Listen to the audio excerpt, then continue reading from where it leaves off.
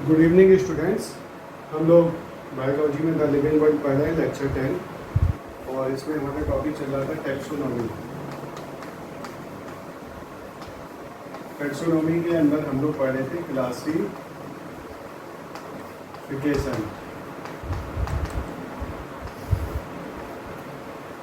और क्लासिफिकेशन के लिए यहाँ पर हम लोग एक टर्म पढ़ते हैं और जिसका नाम है टैक्सा।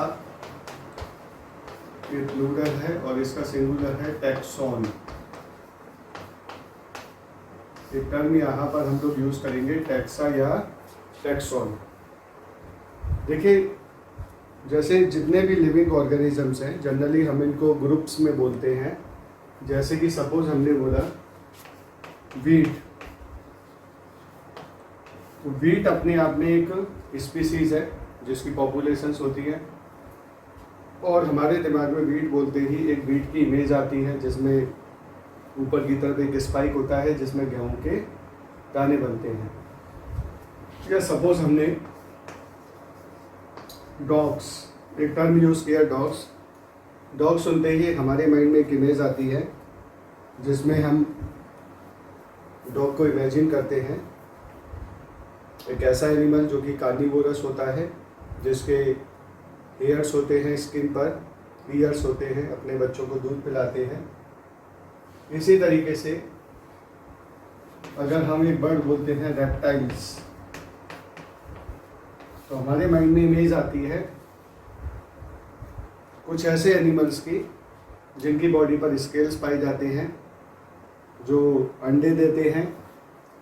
ज़्यादातर ये ज़मीन पर रहते हैं, कुछ जो है वो पानी में भी पाए जाते हैं, जैसे कि क्रोकोडाइल हो गया, कुछ स्नेक्स हो गए, वाटर स्नेक्स। तो इस तरीके से यहाँ पर हम जो भी नाम यहाँ पर लिख रहे हैं, जैसे डॉग्स है, वीट है, रेप्टाइल्स है, या प्लांट में ही हमने एक और कोई लिख दिया जैसे कि सीरियल्स, जिनको हम लोग अनाज कहते हैं, जिसमें गेहूं, चावल, मक्का, जौ, ज्वार, बाजरा, इस तरीके के प्लांट्स आते हैं, और ये हमारे खाने का मेन पार्ट होते हैं सीरियल्स। या हमने मशरूम्स लिख दिया।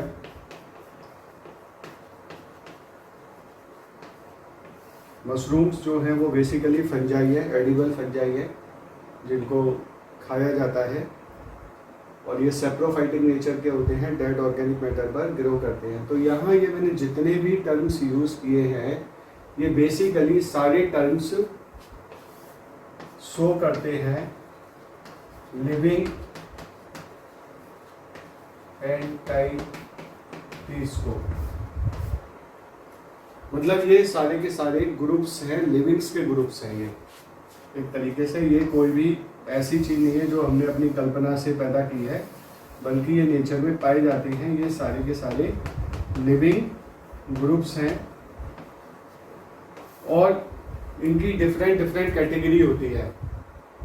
जैसे कि सीरियल्स अपने आप में बहुत सारे अनाज हैं, और ये फैमिली पोएसी में रखे गए हैं, या ग्रैमनी फैमिली के अंदर रखे गए हैं।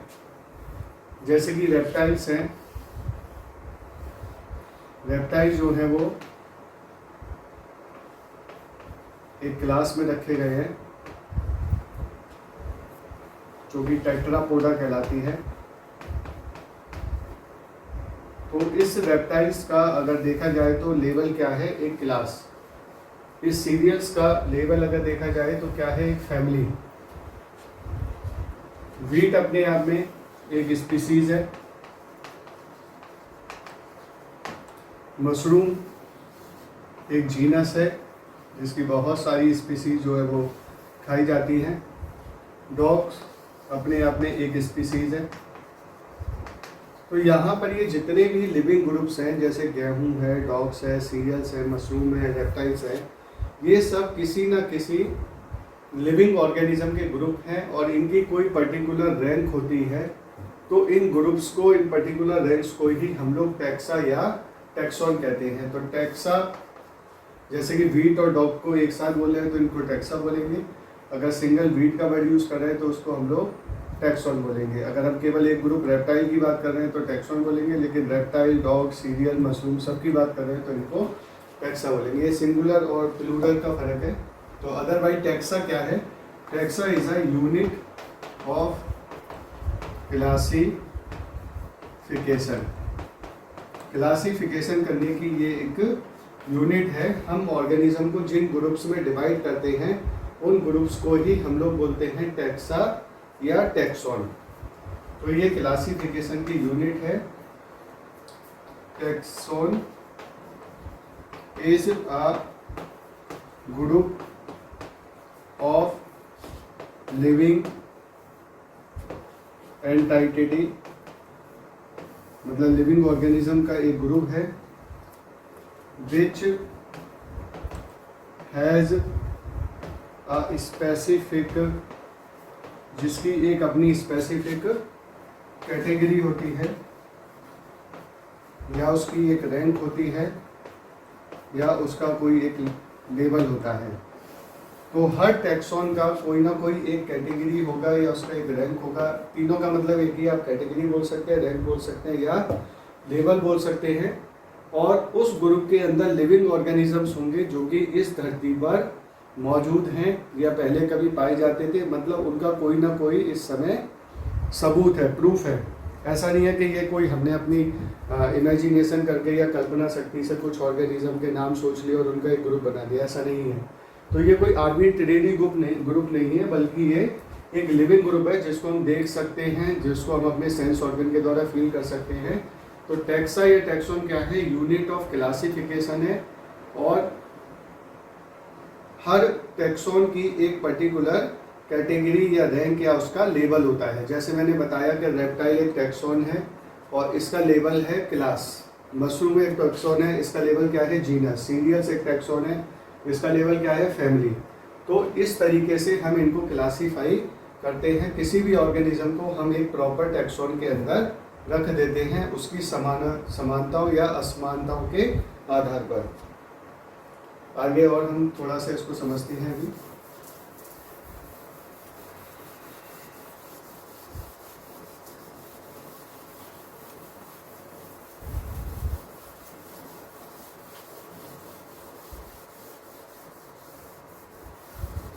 टैक्सॉन के बाद हम इसमें एक और टर्म समझते हैं,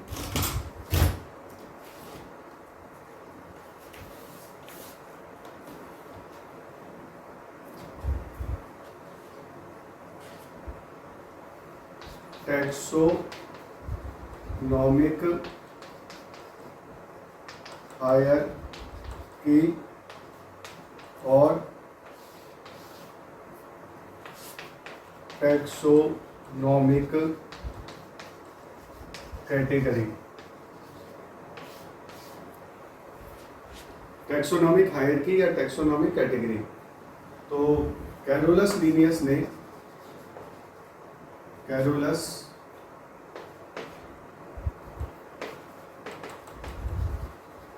ने प्रपोज 7 ऑब्लिगेटरी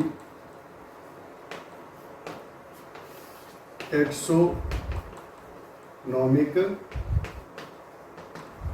हायरार्की। उन्होंने ऐसी 7 टैक्सोनॉमिक हायरार्की बताई जिसमें हम किसी भी ऑर्गेनिज्म को क्लासिफाई कर सकते हैं। और ये टैक्सोनॉमिक हायरार्की है किंगडम, फाइलम, या इसको डिवीज़न भी कहते हैं। फाइलम वर्ड हम लोग एनिमल के लिए यूज़ करते हैं, डिवीज़न वर्ड हम लोग प्लांट्स के लिए यूज़ करते हैं। क्लास, ऑर्डर, फैमिली, जीनस और स्पीसीज। ये 7 टैक्सोनॉमिक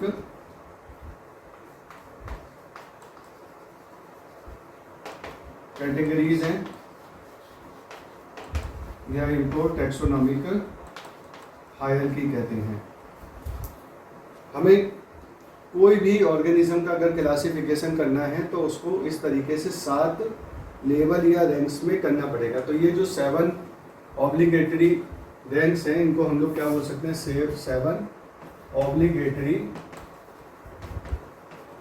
रैंक्स बोल सकते हैं इनको, या इनको हम लोग लेवल्स बोल सकते हैं, या हम इनको कैटेगरी बोल सकते हैं। तो ये जो 7 रैंक्स हैं या कैटेगरी हैं या ये लेवल्स हैं, इसमें हम किसी भी ऑर्गेनिज्म को क्लासीफाई कर सकते हैं। इसमें जो किंगडम है वो हाईएस्ट रैंक मानी जाती है। सबसे बड़ी जो रैंक है वो किंगडम है, किंगडम से बड़ी कोई रैंक नहीं होगी। और स्पीसीज जो है इन कैटेगरी के हिसाब से सबसे लोएस्ट रैंक है। वैसे स्पीसीज के बाद सब स्पीसीज भी आ सकता है, लेकिन अगर हम 7 की बात करें तो स्पीसीज सबसे लोएस्ट रैंक मानी जाती है और किंगडम जो है वो सबसे हाईएस्ट रैंक मानी जाती है। और बाकी के ये जो बीच वाले हैं इनको हम लोग इंटरमीडिएट रैंक्स कहते हैं। ये रैंकिंग बिल्कुल उसी तरीके से है जैसे आप आर्मी में देखते हैं कि जैसे सबसे ऊपर रैंक होती है आर्मी में जनरल की होती है और नीचे सबसे होती है सेकंड लेफ्टिनेंट की। तो सेकंड लेफ्टिनेंट से प्रमोशन होते होते हाईएस्ट पोस्ट पे किसी भी आर्मी का बंदा जो है वो जनरल पोस्ट तक जा सकता है। नीचे से एंटर होता है और ऊपर जनरल तक वो प्रमोशन पा सकता है। उसी तरीके से यहाँ पर हर ऊपर वाली कैटेगरी नीचे वाली कैटेगरी से बड़ी है।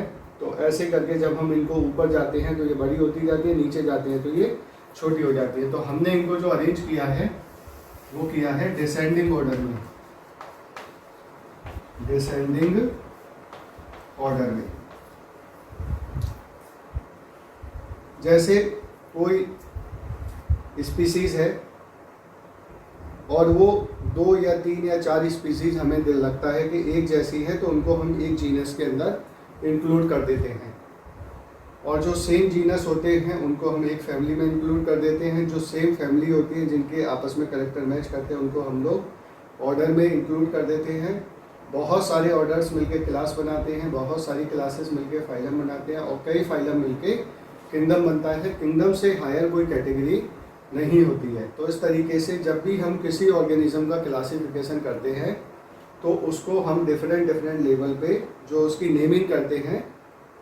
तो जो इसमें स्पीसीज है ये सबसे बेसिक यूनिट है, ये बेसिक यूनिट ऑफ हायरार्की की ये सबसे बेसिक यूनिट है। क्योंकि बहुत सारी स्पीसीज के मिलने से जीनस बनता है, एक से ज़्यादा जीनस के मिलने से फैमिली बनती है, एक से ज़्यादा फैमिली के मिलने से ऑर्डर बनता है, एक से ज़्यादा ऑर्डर के मिलने से क्लास बनती है, मोर देन 1 क्लासेस से फाइलम बनता है और बहुत सारे फाइलम के मिलने से किंगडम बनता है। तो सबसे हाईएस्ट कैटेगरी आ जाती है किंगडम। इसमें जैसे जैसे हम नीचे से ऊपर की तरफ जाते हैं, स्पीसीज से जब हम किंगडम की तरफ जाते हैं तो जो कॉमन सिमिलरिटीज होती हैं वो कम होती जाती हैं। अगर 2 स्पीसीज एक जीनस के साथ रखी हुई हैं तो उनमें सिमिलरिटीज ज़्यादा होंगी बजाय कि एक किंगडम के अंदर जो 2 फाइलम रखे हुए हैं। 2 फाइलम के अंदर उतनी सिमिलरिटीज नहीं होंगी जितनी सिमिलरिटीज किसके अंदर होंगी, जो एक जीनस के अंदर जो 2 स्पीसीज रखी हुई है। तो जैसे जैसे हम हायर लेवल पे जाते हैं सिमिलरिटीज जो है वो डिक्रीज होती जाती है। तो यहाँ हम लिख सकते हैं कि जैसे जैसे हम स्पीसीज से किंगडम की तरफ जाते हैं तो कॉमन सिमिलरिटीज डिक्रीजेस, सिमिलरिटीज जो है वो कम होती जाती हैं। ये जो 7 रैंक हैं इनको हम लोग ऑब्लिगेटरी रैंक इसलिए कहते हैं क्योंकि जब भी हम लोग क्लासिफिकेशन करेंगे किसी भी ऑर्गेनिज्म का तो उसको कम से कम 7 लेवल पे हम क्लासीफाइड करेंगे। इसमें कोई भी ऐसा लेवल नहीं है जिसको हम स्किप कर सकें कि अगर हमें मान लीजिए कोई एक ऑर्गेनिज्म है, सपोज ह्यूमन की बात करते हैं तो ह्यूमन की स्पीसीज है होमो सैपियंस। होमो उसका जीनस है और सैपियंस उसकी फैमिली है। तो ह्यूमन का किंगडम डिफाइंड होगा। ह्यूमन का किंगडम क्या होगा? एनिमलिया, मतलब वो किसके अंदर आता है? एनिमल के अंदर आता है। ह्यूमन का फाइलम भी डिफाइंड होगा, कॉर्डेटा के अंदर आता है क्योंकि उसके अंदर रीढ़ की हड्डी पाई जाती है। ह्यूमन का किंगडम एनिमलिया इसलिए है क्योंकि एनिमल की तरह उसकी सेल में सेल वॉल नहीं होती है, वो फोटोसिंथेसिस नहीं करता है, वो भी अपने भोजन को निगल निगल के करता है। उसका फाइलम कॉर्डेटा है क्योंकि उसके अंदर रीढ़ की हड्डी पाई जाती है, वर्टिब्रल कॉलम होती है जिसके अंदर न्यूरल कैनाल होती है, न्यूरल ट्यूब होती है। उसकी क्लास मेमेलिया है। मेमेलिया मतलब उसमें मैमल्स वाले कैरेक्टर हैं ह्यूमन के अंदर। उसकी स्किन पर हेयर्स हैं, उसके ईयर्स हैं, वो उसमें फीमेल ह्यूमन जो है अपने बच्चों को दूध पिला सकती है। उसका ऑर्डर प्राइमेटा है, फैमिली होमोनिडी है।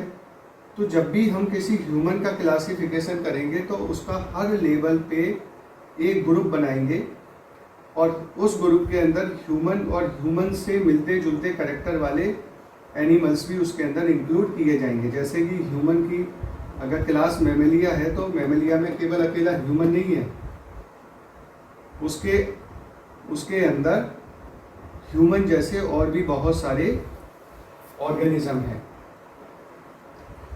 तो किसी भी ऑर्गेनिज्म का क्लासिफिकेशन करने के लिए कम से कम उसे हमें 7 अलग अलग लेवल पर डिफाइन करना पड़ेगा और इसमें से हम किसी भी लेवल को स्किप नहीं कर सकते हैं। इसलिए हम इनको ऑब्लिगेटरी टैक्सोनॉमिक कैटेगरीज कहते हैं। 7 ऑब्लिगेटरी कैटेगरीज होती हैं जिनको हमें कम से कम बताना ही बताना है। कभी कभी क्या होता है कि कुछ ऑर्गेनिज्म का क्लासिफिकेशन कॉम्प्लेक्स होता है, उसमें बहुत ज़्यादा वेरिएबल्स होते हैं, तो वहाँ पर हम लोग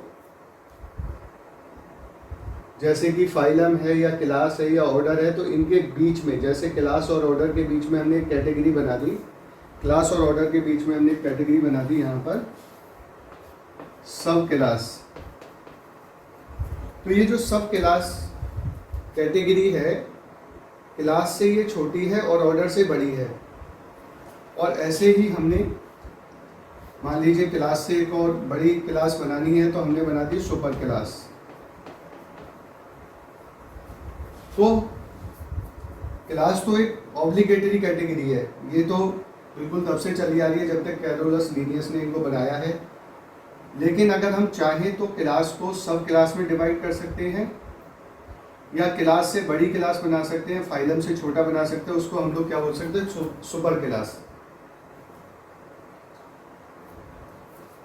अगर हम क्लास से बड़े सुपर क्लास बना सकते हैं तो फाइलम से छोटा बना सकते हैं सब फाइलम। यहाँ पर हम चाहें तो फाइलम से छोटा बना सकते हैं सब फाइलम। अगर फाइलम को हम कई पार्ट में डिवाइड करना चाह रहे हैं तो फाइलम से छोटा बना दिया हमने सब फाइलम, और फाइलम से अगर हमें बड़ी कैटेगरी बनानी है तो हमने बना दिया सुपर फाइलम। Super phylum. तो जरूरत पड़ने पर जो साइंटिस्ट हैं वो किसी भी कैटेगरी को सब और सुपर में तोड़ सकते हैं, जैसे कि सब स्पीसीज, सुपर स्पीसीज, सब जीनस, सुपर जीनस, सब फैमिली, सुपर फैमिली, सब ऑर्डर, सुपर ऑर्डर, सब क्लास, सुपर क्लास, सब फाइलम, सुपर फाइलम, सब किंगडम। लेकिन सुपर किंगडम नहीं हो सकता क्योंकि ये हाईएस्ट रैंक है। सुपर किंगडम से बड़ा हम कोई कैटेगरी नहीं बना सकते हैं क्योंकि ये हाईएस्ट कैटेगरी है। तो किंगडम से छोटा तो बन सकता है सब किंगडम, लेकिन किंगडम से बड़ा नहीं बन सकता है सुपर किंगडम। तो इस तरीके से हम इन 7 कैटेगरी के अलावा भी और कुछ एक्स्ट्रा कैटेगरीज बना सकते हैं। ये ऑप्शनल कैटेगरीज होती हैं, ऑप्शनल कैटेगरीज होती हैं। इनको ज़रूरत पड़ने पर साइंटिस्ट जो है क्लासिफिकेशन में यूज़ कर सकते हैं। अदरवाइज हर ऑर्गेनिज्म का क्लासिफिकेशन कम से कम 7 लेवल पर तो किया ही जाता है। अब हम लोग एनसीईआरटी की बुक्स में थोड़ा इसकी रीडिंग कर लेते हैं।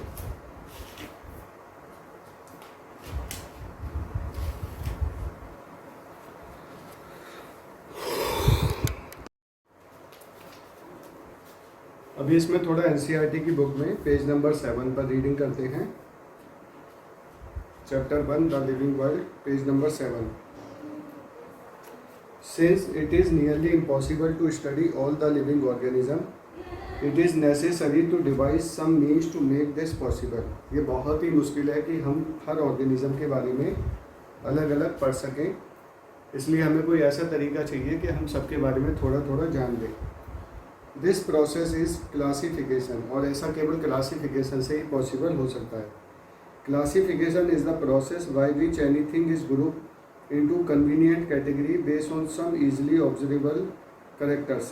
क्लासिफिकेशन एक प्रोसेस है जिसमें हम किसी भी चीज़ को ग्रुप्स में डिवाइड कर सकते हैं, कैटेगरी में डिवाइड कर सकते हैं, और उनको डिवाइड करने का जो बेसिस होता है वो बहुत आसान तरीका होना चाहिए जिससे कि कोई भी उसको आसानी से समझ सके।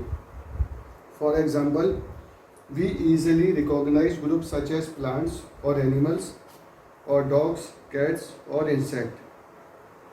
वी जैसे कि अगर हमें कोई बोलता है इंसेक्ट, तो हम इंसेक्ट देख के समझ जाते हैं वर्ड सुन के कि वो सारे एनिमल जिनमें 3 पेयर्स ऑफ लेग्स होते हैं और जॉइंटेड अपेंडेजेस होते हैं, उनके हाथ पैरों में जॉइंट्स होते हैं, तो उनको हम लोग इंसेक्ट्स कहते हैं।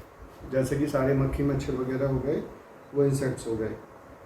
प्लांट्स हम समझ जाते हैं कि प्लांट एक ऐसा ग्रुप है जिसमें वो सारे ऑर्गेनिज्म रखे गए हैं जो ग्रीन होते हैं, फोटोसिंथेसिस करते हैं, और जिनकी सेल पर सेलुलोज की सेल वॉल पाई जाती है। तो इस तरीके से इन ग्रुप्स के थ्रू हम 1 या 2 ऑर्गेनिज्म की स्टडी करके लगभग सारे ऑर्गेनिज्म के बारे में एक बेसिक आइडिया लगा लेते हैं। The moment we use any of these terms we associated certain character with the organism in that group, और हर ग्रुप को पहचानने के लिए हम कुछ करेक्टर्स उसके साथ ज्वाइन कर देते हैं, और वो करेक्टर उस ग्रुप के सभी ऑर्गेनिज्म में कॉमन होते हैं। What image do you see when you think a dog. जब आप एक डॉग के बारे में सोचते हैं तो आप क्या इमेज करते हैं? आप एक ऐसे एनिमल के बारे में इमेज करते हैं जिसके कैनाइंस होते हैं, जो मांसाहारी होता है, जिसको हम लोग अपने घर पे एज ए पेट एनिमल की तरह पाल सकते हैं, वफादार होता है। Obviously each one of us will see dogs and not cats। तो हमारे माइंड में एक डॉग की ही मॉर्फोलॉजी आती है जब हम डॉग वर्ड सुनते हैं, ना कि कैट की मॉर्फोलॉजी आती है।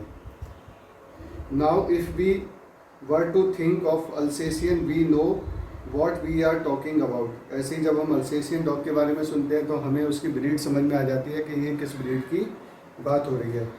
Similarly suppose we were to say mammals, you would of course think of animal with external ears and body hairs। और अगर मैमल की बात होती है तो हम समझ जाते हैं कि ये वो ऑर्गेनिज्म है जिनकी बॉडी पर हेयर्स होते हैं, जिनके कान होते हैं, और जो अपने बच्चों को दूध पिलाते हैं। Likewise in plants if we try to talk of wheat, अगर हम प्लांट्स में एक पर्टिकुलर प्लांट की बात करें, वीट की, the picture in each of our minds will be of wheat plant, not of rice or any other plant। Hence all these dogs, cats, mammals, wheat, rice, plants, animals etc. are convenient category। तो ये जितने भी हमने यहाँ पर example दिए हैं ये सब कैटेगरीज हैं। डॉग एक कैटेगरी है जिसमें उस स्पीसीज को रखा गया है जिसको हम लोग अपने माइंड में इमेजिन कर रहे हैं इस समय। ऐसे ही मैमल्स वो एक कैटेगरी है जिसमें वो सारे एनिमल्स को रखा गया है जिनकी स्किन पर बाल होते हैं, कान होते हैं। We use to study organism. The scientific term for these categories is taxa. और ये जो ग्रुप्स हैं इनको हम लोग टैक्सा कहते हैं, और हर ग्रुप्स के अंदर लिविंग ऑर्गेनिज्म रखे गए हैं। ये कोई ऐसा नहीं है कि हमने कुछ चीज़ों को जोड़ के बना दिए, ये रियल ग्रुप्स हैं, और इनके अंदर जो ऑर्गेनिज्म रखे गए हैं उनमें कुछ ना कुछ सिमिलरिटी तो होती ही है। Here you must recognise that taxa can indicate categories at very different level. अब ये जो टैक्सा हमने बोले हैं यहाँ पे, जैसे वीट है, राइस है, प्लांट है, एनिमल है, इनके लेवल अलग अलग होते हैं। जैसे कि अगर हम बात करें, plant also form a taxa, wheat is also a taxa, similarly animal, mammal, dogs are all taxa, but you know that dog is a mammal and mammals are animals, therefore animals, mammal and dogs represent taxa at different level. तो ये जो हमने यहाँ पर 3 अलग अलग word देखे हैं, डॉग, मैमल और एनिमल। डॉग एक मैमल भी है और मैमल जो है वो एनिमल होते हैं, लेकिन इन तीनों में एक बेसिक डिफरेंस है कि डॉग एक स्पीसीज लेवल है, मैमल जो है एक क्लास का लेवल है, और एनिमल जो है वो एक किंगडम का लेवल है। तो इनके लेवल अलग अलग होते हैं टैक्सा के। Hence based on characteristics all living organism can be classified into different taxa. तो इस तरीके से हम लोग किसी भी लिविंग ऑर्गेनिज्म को डिफरेंट टैक्सा में क्लासीफाई कर सकते हैं और उसको उस ग्रुप में रख सकते हैं जिस ग्रुप के ऑर्गेनिजम्स के साथ में वो समानता दिखाता है। This process of classification is taxonomy. तो किसी भी ऑर्गेनिज्म को डिफरेंट टैक्सा में क्लासीफाई करना ही टैक्सोनॉमी कहलाता है।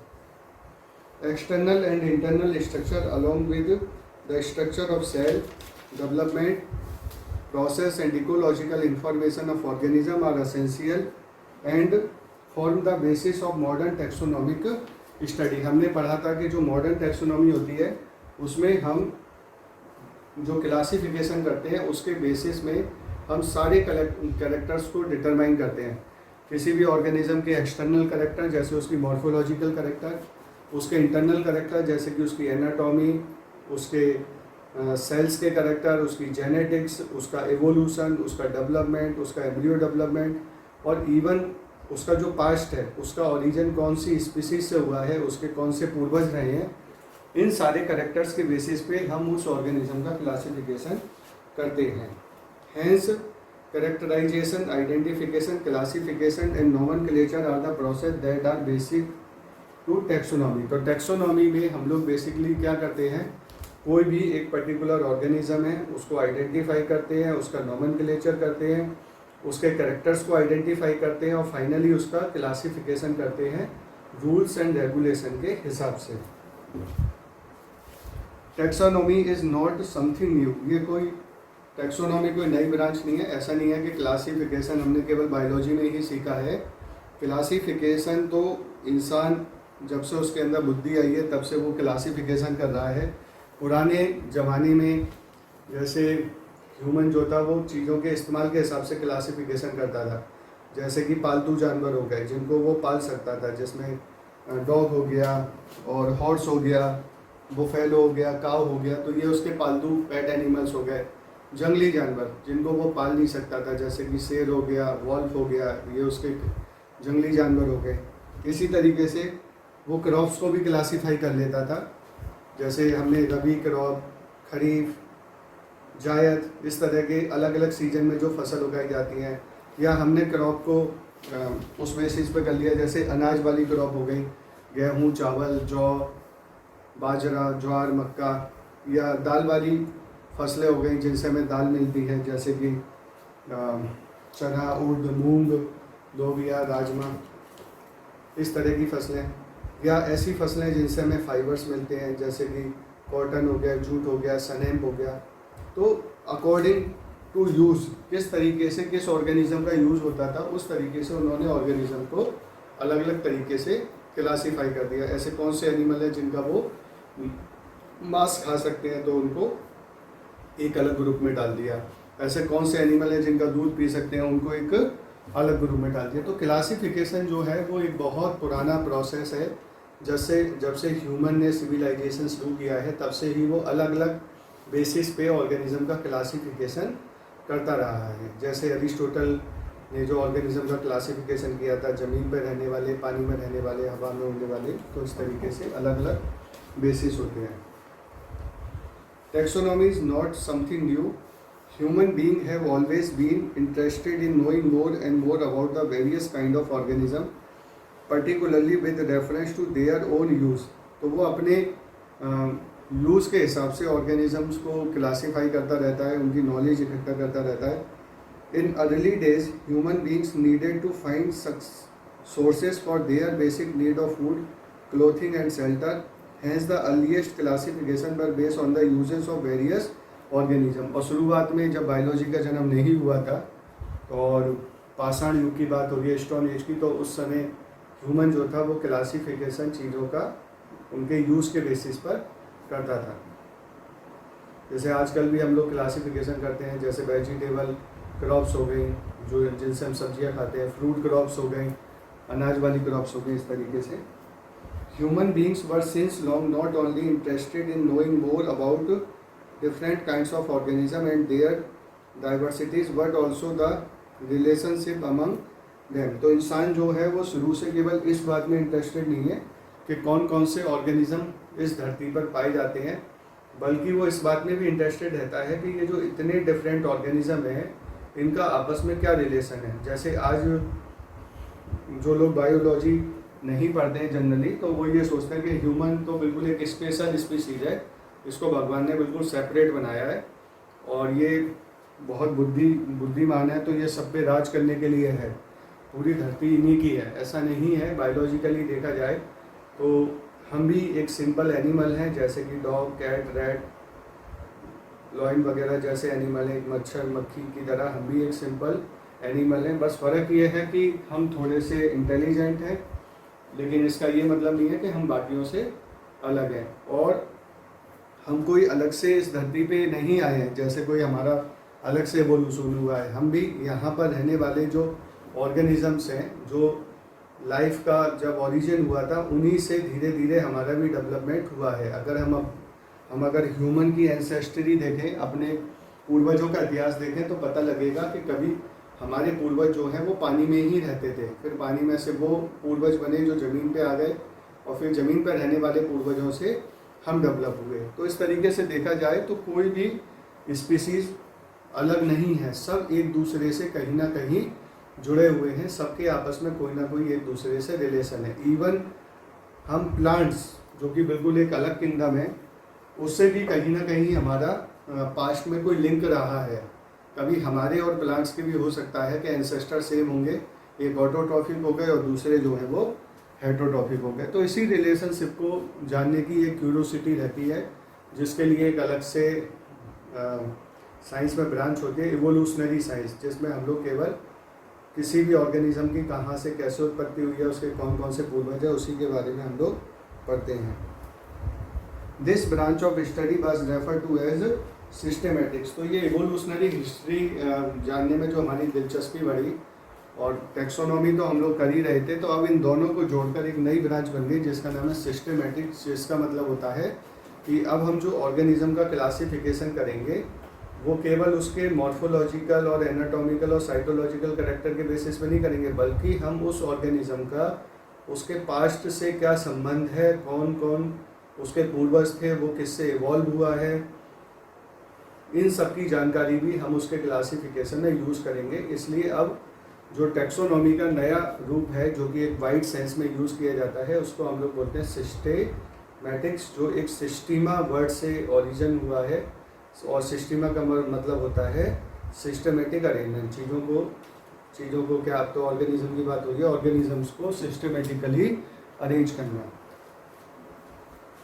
The word systematics is derive from the Latin word systema which means systematic arrangement of organism. मैंने बताया कि ये सिस्टीमा वर्ड से ओरिजिनेट हुआ है, और इसी वर्ड को कैरोलस लीनियस ने अपनी बुक में यूज़ किया था, सिस्टीमा नेचुरी में। Linnaeus used Systema Naturae as the title of his publication. The scope of systematics was later enlarged to include identification, nomenclature and classification. तो आज systematics जो है वो अपने आप में बहुत बड़ी ब्रांच है, क्योंकि इसमें हम लोग इवोल्यूशनरी रिलेशनशिप देखने के साथ साथ जो टेक्सोनॉमी का काम था, आइडेंटिफिकेशन, नोमेनक्लेचर, क्लासिफिकेशन, वो सब भी इसी में इंक्लूडेड किया गया है। Systematic takes into account evolutionary relationship between organism, वही बात कर रही है। इसके बाद अगला टॉपिक है टेक्सोनॉमिक कैटेगरीज, जो आज हमने यहाँ पर शुरू किया था। टेक्सोनॉमिक हायरार्की, या इनको बोलते हैं टेक्सोनॉमिक कैटेगरीज। और ये जो वर्ड है वो सबसे पहले कैरोलस लीनियस ने यूज़ किया था। हायरार्की का मतलब होता है कि कोई भी एक ऐसा सीक्वेंस जो या तो डिक्रीजिंग ऑर्डर में होता है या इंक्रीजिंग ऑर्डर में होता है, सिंपल से मोर कॉम्प्लेक्स होता जाता है या कॉम्प्लेक्स से मोर सिंपल होता जाता है, या इसको हम लोग बोलते हैं taxonomic categories. Classification is not a single step process but involve hierarchy of steps in which each step represent the rank of category. Classification का मतलब ये नहीं है कि आपको कोई एक ऑर्गेनिज्म मिला और आपको उसकी स्पीसीज पता लग गई और आपने उसको यहाँ लिख दिया, ऐसे क्लासिफिकेशन नहीं होता। उसके लिए आपको उस ऑर्गेनिज्म के हर लेवल के कैरेक्टर्स को आइडेंटिफाई करना होगा। जैसे कि आपने सपोज कोई भी एक ऑर्गेनिज्म फाइंड किया, सपोज ये ऑर्गेनिज्म फाइंड किया, तो आपने ये देखा कि इस ऑर्गेनिज्म के अंदर जो है वो क्लोरोफिल नहीं है। तो अब ये क्लोरोफिल नहीं है तो हो सकता है कि ये एनिमल हो सकता है कि ये फंजाई हो सकता है कि ये बैक्टीरिया हो, ठीक है। फिर आपने देखा ये मल्टी सेलुलर है, तो अगर ये मल्टी सेलुलर है तो इसका मतलब अब ये बैक्टीरिया तो नहीं है, अब ये फंजाई हो सकता है या एनिमल हो सकता है। आपने देखा कि ये भोजन को निगल के खाता है, और इसकी सेल में सेल वॉल भी नहीं है, तो इसका मतलब ये डेफिनेटली फिर किस किंगडम के अंदर आएगा, ये आएगा एनिमल किंगडम के अंदर। तो आपने इस ऑर्गेनिज्म का जो एक मेन कैरेक्टर फाइंड किया, उस कैरेक्टर से इसको आपने कहाँ पे क्लासीफाई किया, किंगडम एनिमलिया में। तो इस एनिमलिया जो है वो इसका किंगडम हो गया। और किस फीचर के बेसिस पे आपने इसको एनिमल माना, कि इसके अंदर सेल वॉल नहीं होती है और ये भोजन को एक इंसान की तरह ही निगल कर खाता है। लेकिन इससे आप इसका पूरा डिस्क्रिप्शन नहीं लिख सकते। आपने इसका किंगडम तो बता दिया, लेकिन अब आप इसको बताइए कि किस फाइलम में रखना है। तो आपने इसको और ऑब्जर्व किया, और ऑब्जर्व करने के बाद देखा कि इसमें रीढ़ की हड्डी पाई जाती है, नोटोकॉर्ड होती है, इसमें डोर्सल होलो नर्वस सिस्टम वगैरह होता है, और भी इसमें कैरेक्टर है। तो इसको हमने देखा कि ये कैरेक्टर जो है एनिमल के फाइलम कॉर्डेटा से मिलते हैं। इसमें कॉर्डेटा वाले कैरेक्टर हमको दिखाई दे रहे हैं, तो ये हमने इसको कौन से फाइलम के अंदर रखा, कॉर्डेटा के अंदर। तो हमने इसको एक रैंक तो किंगडम लेवल पे दी एनिमल, और दूसरी रैंक हमने इसको फाइलम के अंदर दी कॉर्डेटा। कॉर्डेटा के अंदर भी फिर हम देखते हैं कि और इसमें क्या फीचर है जिसके बेसिस पे हम इसको क्लास लेवल पर भी डिफाइन कर पाए। तो हमने देखा कि क्लास लेवल पर इसके अंदर जो है, सपोज कि क्लास, तो अब कॉर्डेटा के अंदर बहुत सारी क्लासेस हैं। एक क्लास है टेट्रापोडा, और एक पाइसेस की क्लास है जिसमें मछलियाँ रखी गई हैं। तो हमने देखा कि इसके 4 पैर हैं, 2 हाथ हैं, 2 पैर हैं, या चारों पैर हैं। हाथों पैर एक ही बात होती है बायोलॉजी के अंदर। तो हमने देखा इसके अंदर 4 पैर हैं, और 4 पैर के आधार पे हमने इसको रख दिया क्लास टेट्रापोडा के अंदर, ठीक है। फिर हमने देखा कि ये जो है इसके माउथ में जो है वो कैनाइस वाले टीथ हैं, और ये जो है चीज़ों को फाड़ कर शिकार करके खाता है। तो हमने इसको ऑर्डर में रख दिया कार्निवोरा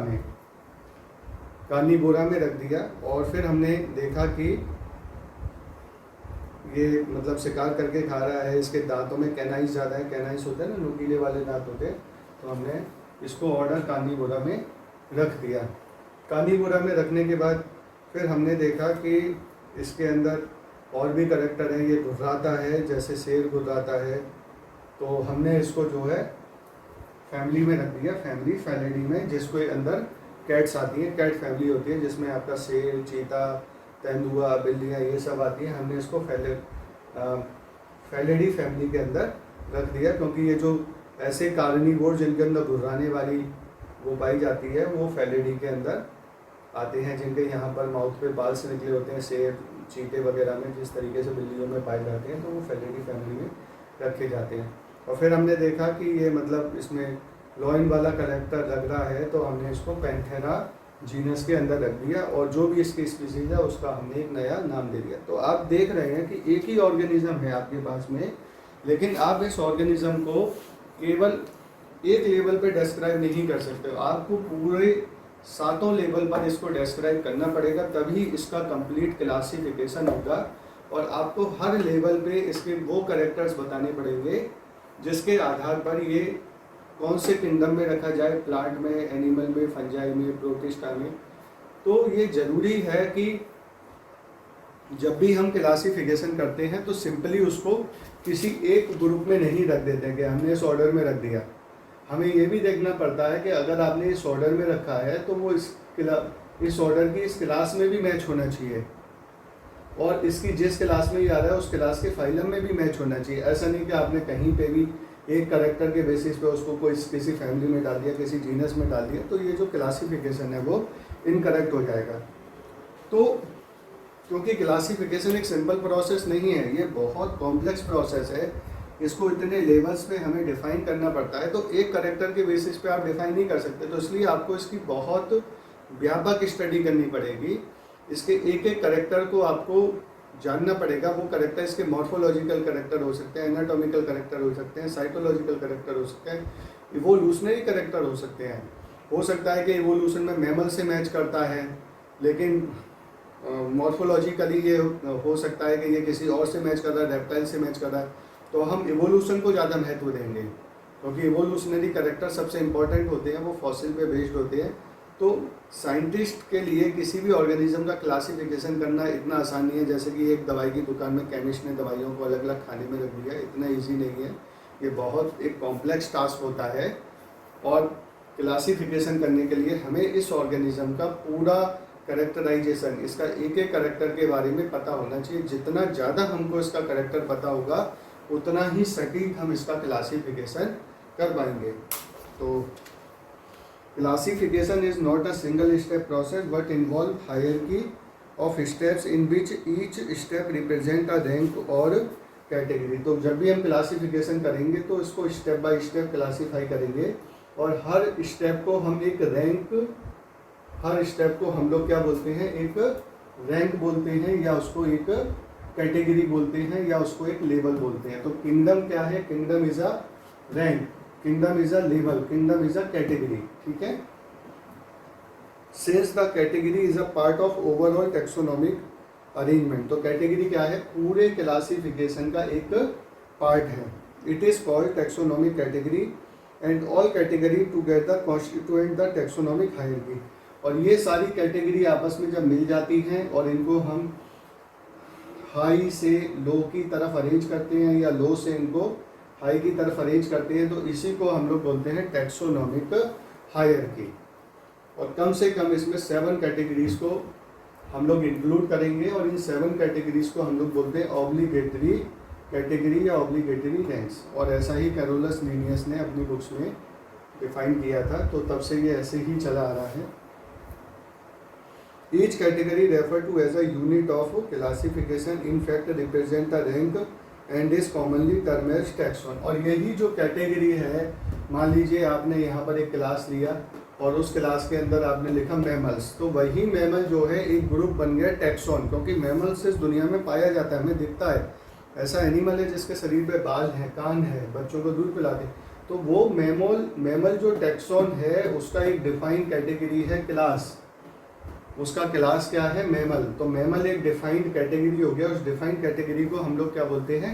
टैक्सॉन। जैसे किंगडम में हमने क्या लिखा? एनिमल। किंगडम में हमने क्या लिखा? प्लांट। तो वो प्लांट या वो एनिमल जिसका एक कैटेगरी है क्या? किंगडम, तो वो क्या है? एक टैक्सॉन है। ओके, तो टैक्सॉन कोई ऐसा नहीं है कि दिखता नहीं है या हमने आर्टिफिशियल बना दिया, वो लिविंग ऑर्गेनिजम्स के ग्रुप हैं। ठीक है, हमने एक बर्ड बोल दिया बर्ड्स, तो बर्ड्स क्या है? बर्ड्स को आप कहाँ रखेंगे इसमें? क्या बर्ड्स किंगडम है? नहीं, किंगडम एनिमल है। बर्ड्स क्या है? फाइलम है? नहीं, फाइलम तो बहुत सारे होते हैं, तो बर्ड्स कौन से फाइलम में रखी जाएगी? बड़ा कंफ्यूजिंग है। तो बर्ड्स जो है हम लोग देखेंगे, बर्ड्स एक स्पीसीज नहीं है, एक जीनस नहीं है, एक फैमिली नहीं है, ये क्लास टेट्रापोडा के अंदर आती हैं। उनमें 4 पैर होते हैं, 4 पैर ऐसे होते हैं कि 2 पैर होते हैं और आगे वाले 2 पंखों में बदल जाते हैं। तो बर्ड्स को हम लोग जो रखेंगे वो क्लास में रखेंगे, क्लास के नीचे एक सब क्लास बना देंगे, उसके अंदर हम बर्ड्स को रखेंगे। फिर उस बर्ड्स में बहुत सारे ऑर्डर होते हैं, उनकी फैमिली होती है, उनके जीनस होते हैं और उनकी स्पीसीज होती है।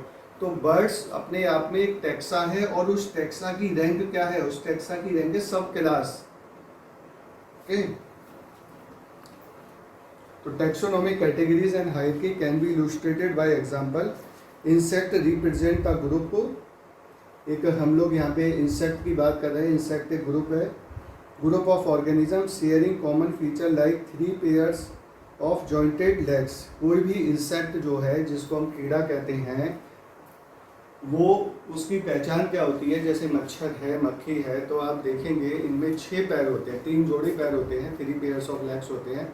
और हर पैर में आप देखेंगे वो जॉइंट्स होते हैं, वो एक सेगमेंट का नहीं बना होता, पैर कई सेगमेंट का, कई टुकड़ों का बना होता है। और इस तरह का जो कैरेक्टर है कि केवल 6 पैर मिल रहे हैं, हेक्सापोडा है, और हाथ पैर उनके जॉइंटेड है। अब जैसे हमारे 6 पैर नहीं, हमारे तो 4 है, तो हम तो टेट्रापोडा में आएंगे, हम इंसेक्ट में थोड़ी ना। इंसेक्ट में वो आएंगे जिनके अंदर 6 पैर होते हैं। तो उस पूरे इंसेक्ट को हमने एक ग्रुप बना दिया है, और एक हमने मेन कैरेक्टर क्या लिया उस ग्रुप का, जिसके भी 6 पैर है सबको इंसेक्ट में डालो, ठीक है। तो इंसेक्ट को हमने एक ग्रुप बना दिया है। Insect represent the group of organism sharing common feature like 3 pairs of jointed legs. It mean insect are recognisable concrete object. तो इंसेक्ट जो वर्ड दिया है वो एक कॉन्क्रीट ऑब्जेक्ट है, मतलब दिखाई दे रहा है, भाई ग्रास हॉपर है, ये मॉस्किटो है, ये हाउस फ्लाई, आपको दिख रहा है आंखों से, साक्षात आप छू सकते हैं, वो आपको काट लेगा, तो आपको दिख रहा है। Concrete object, what is mean concrete object की कोई, अब जैसे किंगडम है, किंगडम कोई कॉन्क्रीट ऑब्जेक्ट थोड़ी ना है। किंगडम तो एक हमने नाम दे दिया है, एक ग्रुप को एक सबसे बड़ी रैंक बना दी है, उसको हमने पोस्ट दे दी, भाई किंगडम है। लेकिन इस किंगडम के अंदर जो एनिमल रखा हुआ है, एनिमल एक कॉन्क्रीट ऑब्जेक्ट है। तो जो किंगडम के अंदर एनिमल रखा हुआ है वो क्या है, वो अपने आप में एक टेक्सा है, टेक्सॉन है, लिविंग चीज है, जो दिखाई देता है, छू सकते हैं, वो एग्जिस्ट करता है धरती के ऊपर। तो बड़ा समझिए, ये थोड़ा कंफ्यूजिंग रहता है, हम लोग बड़े कंफ्यूज हो जाते हैं, कैटेगरी, रैंक, टेक्सॉन, लेवल, ये बड़ा कंफ्यूज करता है। बस आप इतना समझ लीजिए, 2 चीज़ें हैं, एक तो है ये लेवल्स जिसमें हम लोग ऑर्गेनिज्म को रखते हैं, और इसके अंदर जो हमने ऑर्गेनिज्म रखा, जैसे किंगडम में हमने रखा एनिमलिया, वो एनिमलिया जो है वो एक टैक्सॉन है। Taxon is a leaving group, है ना, जो ऑर्गेनिज्म का एक समूह है, और उसकी एक पर्टिकुलर रैंक है, उस रैंक का नाम हमने कुछ भी दे दिया, यहाँ पे किंगडम दे दिया, यहाँ पर हमने फाइलम दे दिया। It means insect are recognisable concrete object which can be classified and thus were given a rank or category. तो वो जो इंसेक्टा है वो एक ग्रुप है जिसको रिकॉग्नाइज कर सकते हैं, देख सकते हैं, छू सकते हैं, वो सामने आपके आ सकता है, देखा है आपने उसको।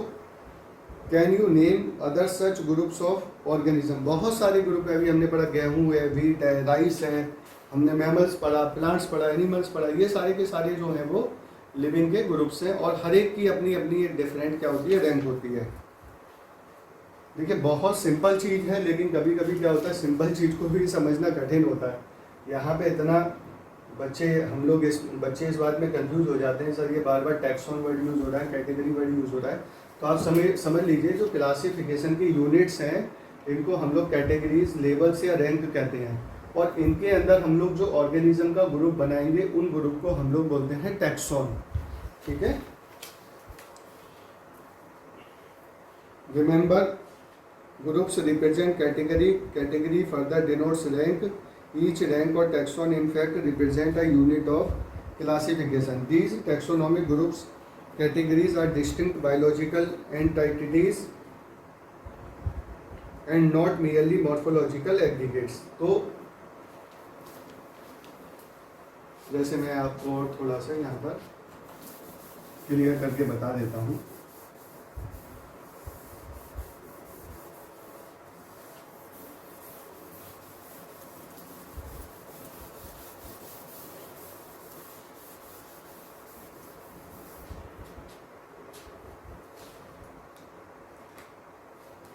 जैसे कि मैं मान लीजिए कि एक ह्यूमन की बात कर रहा हूँ, और मैं ह्यूमन का क्लासिफिकेशन लिखता हूँ यहाँ पर। तो मैं जैसे किंगडम लिखता हूँ ह्यूमन का, एनिमलिया, इसका फाइलम, एनिमल के अंदर हम लोग फाइलम वर्ड यूज़ करते हैं, और प्लांट के अंदर हम लोग डिवीज़न यूज़ करते हैं। डिवीज़न किसके लिए होता है, प्लांट्स के लिए, और फाइलम होता है एनिमल्स के लिए। तो एनिमल में हम ह्यूमन का क्लासिफिकेशन कर रहे हैं, तो ह्यूमन का किंगडम क्या हो गया, एनिमलिया, और फाइलम हो गया इसका कॉर्डेटा। फिर इसके बाद इसका क्लास हो गया टेट्रापोडा, ऑर्डर हो गया इसका मैमेलिया, फैमिली हो गया इसका होमो लेडी, जीनस हो गया इसका होमो, और स्पीसीज हो गया इसका सेपियंस। तो आप एक चीज़ यहाँ फील कीजिए कि हम जब ह्यूमन की बात कर रहे हैं तो ह्यूमन अपने आप में एक लिविंग एंटिटीज़ है। ये अपने आप में क्या है, एक लिविंग एंटिटी है। मतलब एक ऐसी चीज़ है भाई जो सामने दिख रहा है, भाई ह्यूमन है, इंसान है, एक चलता फिरता ऑर्गेनिज्म है, सारे लिविंग के करेक्टर शो कर रहा है। और आप ह्यूमन को एनिमल कह रहे हैं तो गलत थोड़ी ना कह रहे हैं, क्योंकि भाई हम एनिमल वाले करेक्टर शो करते हैं।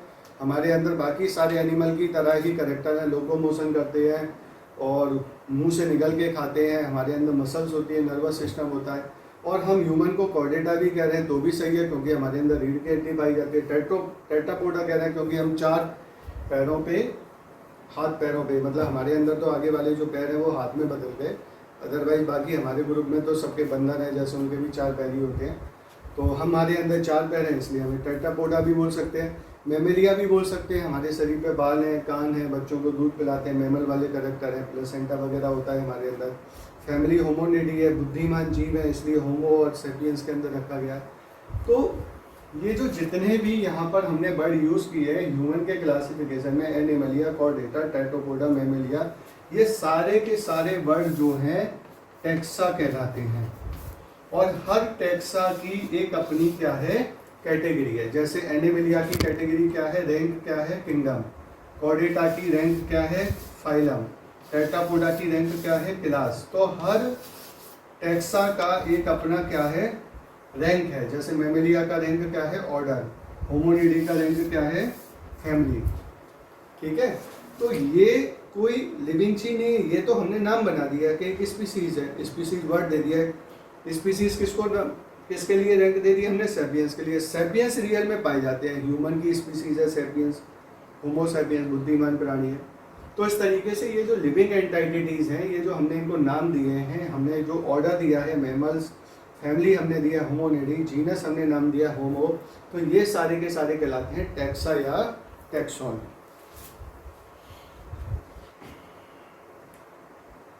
तो ईच रैंक और taxon in fact represent a unit of classification. These taxonomic groups categorize as distinct biological entities and not merely morphological aggregate। ठीक है, अब यहाँ पर हमने जो मैमल्स लिखा है, मैमलिया लिखा है, तो मैमलिया में केवल कोई एक ह्यूमन थोड़ी ना है, इसके अंदर और 10-12 ऑर्डर है। इसके अंदर मैमलिया के अंदर, मैमलिया के साथ में और 10-12 ऑर्डर है, उसमें बहुत सारी फैमिली होंगी। तो ऐसे ही करके एक मैमल थोड़ी ना इसके अंदर, इसके अंदर डॉग भी है, कैट भी है, रैट भी है, हॉर्स भी है, डॉगिंग भी है, तो ये सारे मैमल्स हैं ये।